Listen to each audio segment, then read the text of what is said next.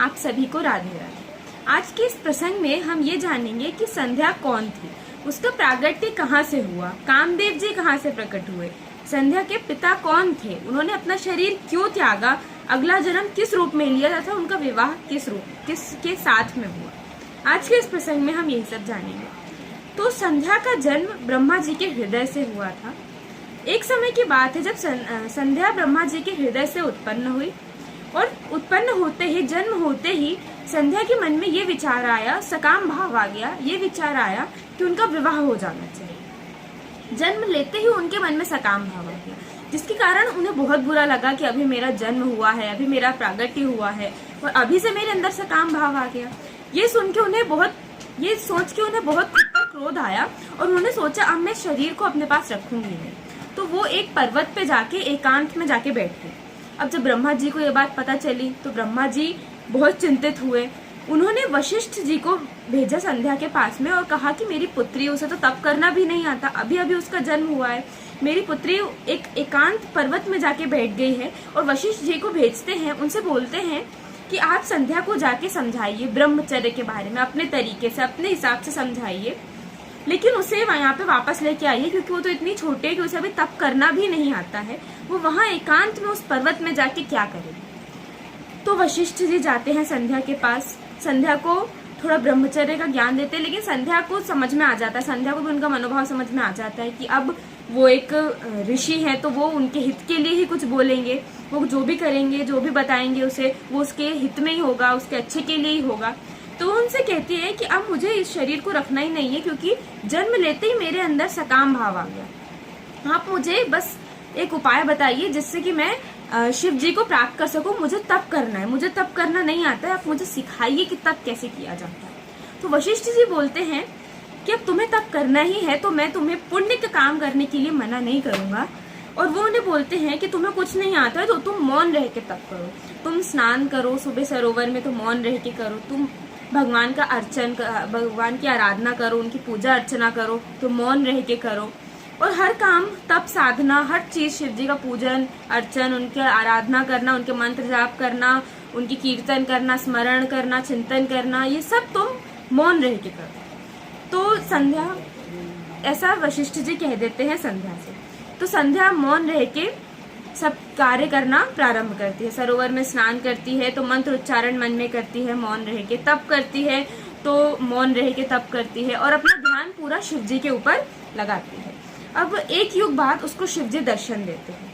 जब शिव जी संध्या को दर्शन देते हैं तो शिव जी कहते हैं कि जो भी तुम्हारे मन की इच्छा हो, मनोवांछित फल मांगो मुझसे, मैं तुमसे बहुत प्रसन्न हूँ, तुमने मौन रह के मेरी तप साधना की है और मुझे तुम पे बहुत प्रसन्नता हो रही है।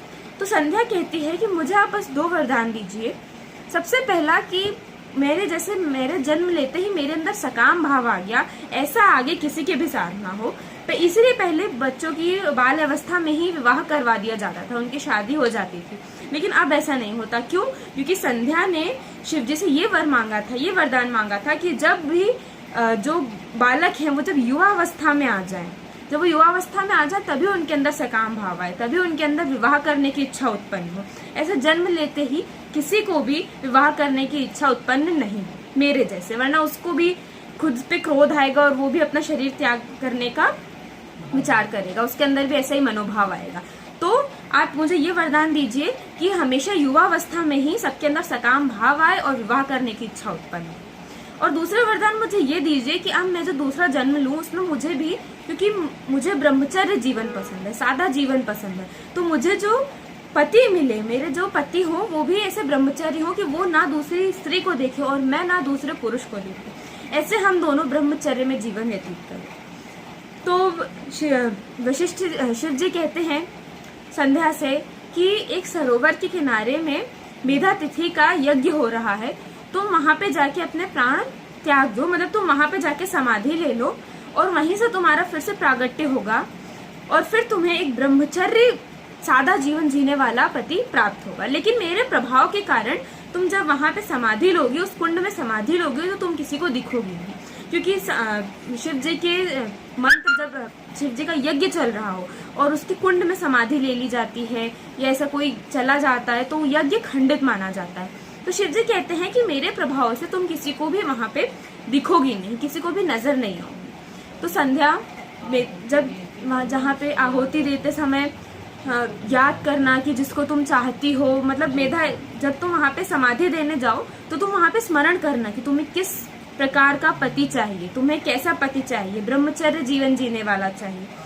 तो अब संध्या जाती है मेधा तिथि के यज्ञ में और वहां पे जाके समाधि दे देती है। जैसे उनका यज्ञ संपूर्ण होता है तो संध्या उसी यज्ञ कुंड से एक बहुत ही सुंदर बालिका प्रकट होती है, बहुत ही सुंदर स्त्री प्रकट होती है, जिसे देख के मेधातिथि बहुत ही प्रसन्न हो जाते हैं और वो उसका लालन पोषण करते हैं, उसे बाल्यावस्था से युवावस्था तक बड़ा करते हैं और उसका नाम अरुंधति रखते हैं। और उसका विवाह फिर वशिष्ठ गुरु के साथ में होता है, जो कि राम जी की गुरु माता थी अरुंधति। अब त्रेता युग में आके अरुंधति को वैसा ही ब्रह्मचर्य जीवन जीने वाले वशिष्ठ जी जैसे पति मिले। अब कामदेव का जैसे संध्या हृदय से उत्पन्न हुई है, वैसे ही कामदेव ब्रह्मा जी के मन से उत्पन्न हुआ है। तो एक तरह से ये दोनों भाई बहन ही हुए। तो संध्या का प्रागट्य और कामदेव का प्रागट्य, आज के इस प्रसंग में हमने इन दोनों की कथा को श्रवण करा है। अब आगे के प्रसंग के लिए आप अगले वीडियो में देखिए। आप सभी को राधे।